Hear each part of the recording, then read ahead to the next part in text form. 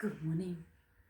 It's Nana Goose here, filling in for Mother Goose, who's on the sauce again. Today I've got a story about the old woman who lives in the shoebox. There once was an old woman who lived in a shoebox.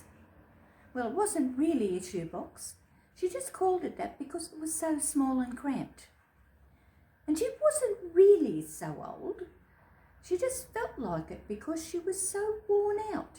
You see, the flat she lived in only had 2 bedrooms and she had 8 children. All day long she washed and ironed and cooked and cleaned, and you might wonder, well, where was her husband to help her? And that would be a very good question. She'd wondered the same thing herself, because he went out to work 8 years ago and he just didn't come home. And she was too busy to go looking for him, so she didn't. She just got on with raising her 8 children for the next 8 years, till they all went out to work and found themselves somewhere else to live, with a bit more room. All except for her youngest child, who at 16 ran away to join the circus. He figured it couldn't be any crazier than living in a shoebox. And finally, the not-so-old woman was left on her own in the flat, which, like herself, looked and felt plumb wore out. Then one day the postman knocked on her door to deliver a letter. She invited him in to have a cup of tea. Then he invited her out for dinner. They went to McDonald's. Then one day she invited him to stay for breakfast, and the next day he invited her to move into his house, which was a little bit bigger than her shoebox. More like a small cardboard box, really. So she did. One day she was window shopping in the mall and spotted a beautiful pair of glittery red shoes.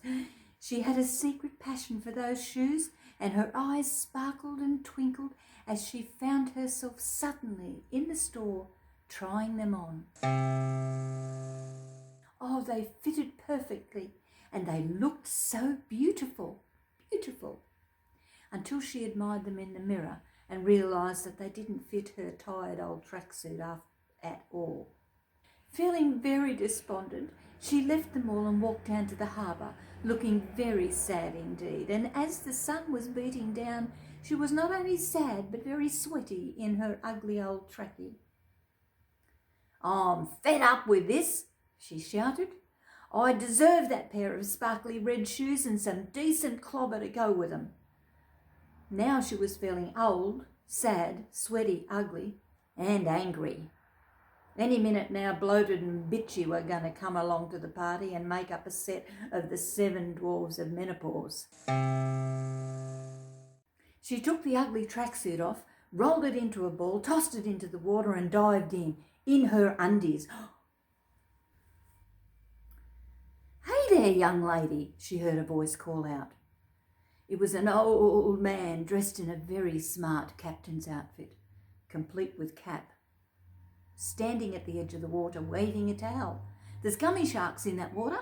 They won't kill you, but they'll give you a nasty bite."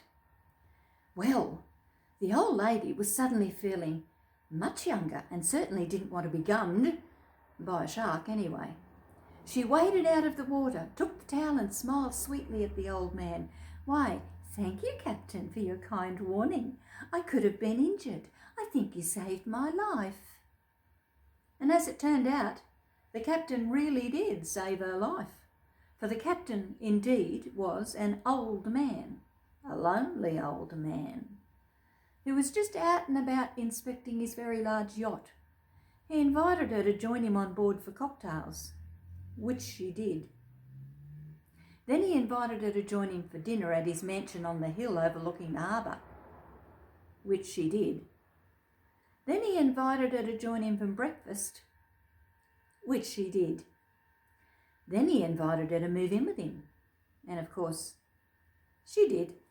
And the old man was so happy that he filled her closet with all the beautiful clothes she wanted, along with hundreds of pairs of red sparkly shoes. There were stilettos, of course, with diamonds and pearls and sapphires and rubies and emeralds, and golden slippers, and even crystal tennis shoes.